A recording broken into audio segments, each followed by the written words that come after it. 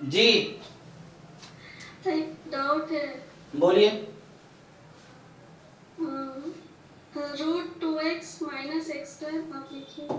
जी √2x -x²।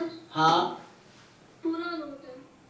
अच्छा, ये पूरे का। पूरे में, हाँ हाँ। हाँ less less than y less than √2x okay और x 0 से 2 है। ठीक है। सर ये कैसे सॉल्व होगा? मतलब क्या करना है आपको इसमें, एक्स वाई की वैल्यू निकालनी है? क्यों सॉल्व करना है? इंटीग्रेशन। अच्छा इंटीग्रेशन है, तो किसका इंटीग्रेशन? इसमें इंटीग्रेशन रहा होगा ना।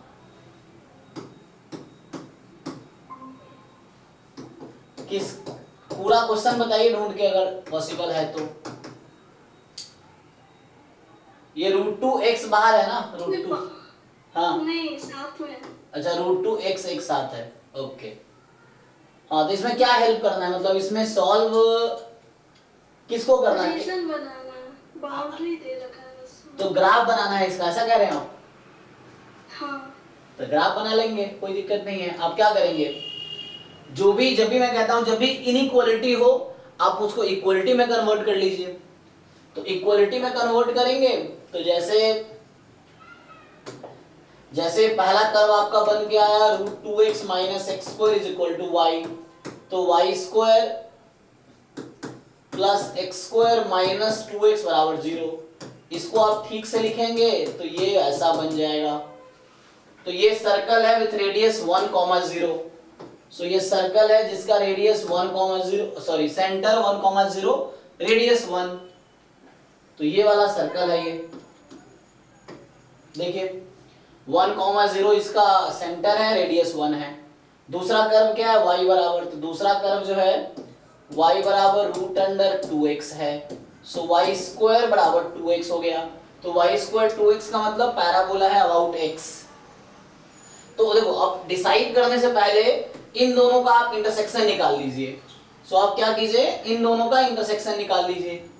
या एक काम कर सकते हैं कि जैसे पहला कर्व ये था y बराबर दिस, दूसरा ये है, देखिए दोनों कहाँ कटेगा तो उसको सॉल्व कर लीजिए।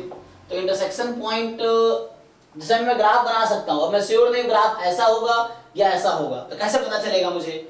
तो मुझे पता चलेगा इंटरसेक्शन पॉइंट से कि इन दोनों कर्व का इंटरसेक्शन पॉइंट क्या है।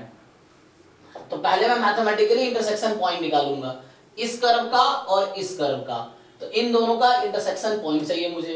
तो यहां से √2x - x² बराबर √2x। तो यहां से आ जाएगा, आप रूट खत्म, 2x - x² बराबर 2x, 2x खत्म, माइनस x² 0, तो x बराबर 0। तो ये आ गया, मतलब ये सिर्फ कैंसिल हो, कट रहा है एक ही पॉइंट पे, 0 पे जस्ट। ओके, तो इसका मतलब है ग्राफ कैसा होगा, ऐसा होगा। ये बाहर से जा रहा है, मतलब ये टच नहीं कर रहा सर्कल को, कहने का ये मतलब है ओरिजिन के अलावा कहीं टच नहीं कर रहा है।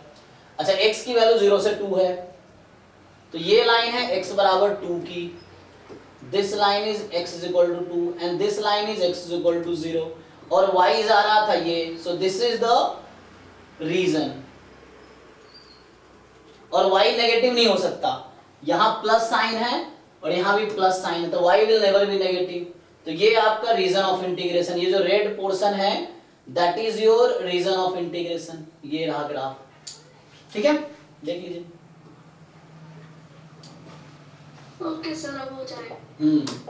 तो यहां था y बराबर, तो this curve is y = √2x - x² and this curve is y = √2x। ये हो गया x 0 से 2 तक।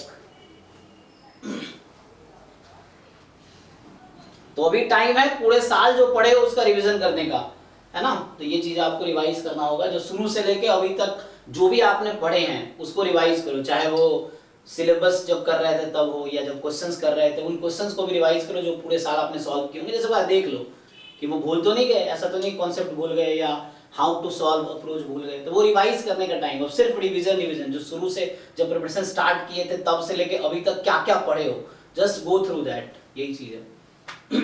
और किसी को डाउट है कुछ?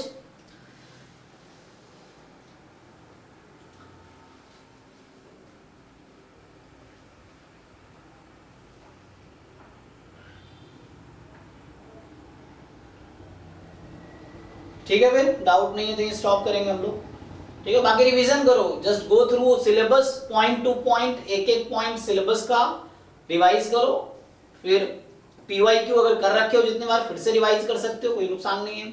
शुरू से लेकर अभी तक जो भी तुमने सॉल्व किए होंगे क्वेश्चंस, अगर तुम्हारे पास नोटबुक है इसमें लिखे हुए, जस्ट गो थ्रू दैट कि क्या क्या तुमने अभी तक पढ़े हैं, वो रिकॉल जस्ट एक बार रिवाइज कर लेना है, कि देख लेना है कि हमने ये चीजें की है, कि एक बार माइंड से चीजें निकल तो नहीं गई, तो बस वो रिवाइज करना है पूरे इसको, कि पूरा आपने एक साल पहले अगर प्रिपरेशन स्टार्ट की है तो अगर वो चीजें भूल जाओगे तो उसका फायदा नहीं हुआ ना। तो हमें वो देखना है कि जब हम प्रिपरेशन स्टार्ट किए थे तब से अब तक क्या क्या हमने पढ़ा है अभी तक, उसको बस आपको रिवाइज कर लेना है, एक बार दो बार जितना बार कर सकते हो, और बस वही एग्जाम में जाना है। और मैं फिर से कह रहा हूँ, क्योंकि आप लोगों ने प्रिपरेशन किया तो आपके अच्छे रैंक आएंगे, और जितना अभी उम्मीद कर रहे हो उससे बेटर रैंक आएगा, मैं लिख के देता हूँ। पिछले 4 साल से ऐसे ही हुआ है। तुम्हें अभी बहुत अंदर कॉन्फिडेंट होगा, डर लग रहा होगा नहीं होगा, लेकिन जो तुम्हारा अभी एक्सपेक्टेशन लेवल होगा उससे बेटर ही रैंक आएगा, बेटर ही मार्क्स आएगा। ये हमारा एक्सपीरियंस रहा है ना, मेरे रैंक आएगा पता चल जाएगा तुम्हें कि एक्सपेक्टेड ही नहीं था, बहुत अच्छा आएगा। बस आप कंटिन्यूअस एफर्ट्स करते जाओ, ठीक है। क्योंकि आप लोग कोचिंग जो बच्चे लगाते हो कहीं ना कहीं सिंसियर है, और वो करना चाहते हैं, तो इन्हीं का होता भी है ये चीजें, कि जो बच्चे कर रहे हैं प्रिपरेशन तो उनका ही होना है, तो आप लोग का ही होना है। बस ठीक से अच्छे से प्रिपरेशन करो, रिविजन करो, एग्जाम मेन एग्जाम में अच्छा परफॉर्म करो, और बाकी सब अच्छा रहेगा। और आप लोग का ही एडमिशन होना है, मैं फिर से कह रहा हूँ, जो बच्चे तैयारी कर रहे हैं उनका ही एडमिशन होना है, जो तैयारी नहीं कर रहे उनका नहीं होना है। ठीक है, ठीक है, अगर डाउट नहीं तो स्टॉप करते हैं। Thank you and good night. Thank you sir.